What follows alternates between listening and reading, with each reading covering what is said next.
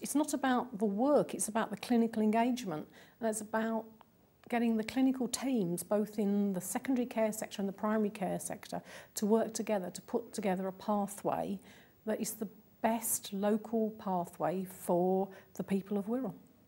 And it's really easy because it's what clinicians do about providing the very best services they can for the patients. And actually it's very energising to be in a room when they're doing it, to see them put these pathways together. So in many ways, indirectly, the map has brought them together in order to get them to think this way. Yes. The map is the tool that allows the clinical dialogue to take place, that allows them to put the service improvements together. What have been the main benefits of using it in practice for the different levels of health professionals? I think it's about certainty around the best practice and best processes. It's around being clear what the benefits are for patients. It's also very clear on what are called the access points, who is to do what, where and when, and what is to being clear about what is appropriately done in primary care and what is best done in secondary care.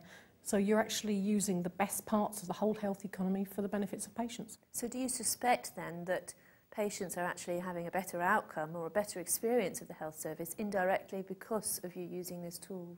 Yes, we can certainly say that. For the AMD pathway, we reduced the waiting times from about 20 weeks to 2 weeks because we were able to develop a pathway so our local health service provider could provide the services, where in the past the patients were all sent into one hospital which was quite a way away. So we've actually opened, by using the pathways, we've actually opened up the capacity for that whole area of the country.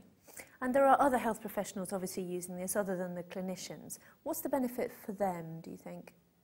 I think there's a lot around education, around skilling up, because you're not only learning how to use pathways, but you're learning about service redesign and how it's easier to work with clinicians when you have that basic understanding of what it is that drives them to provide better services.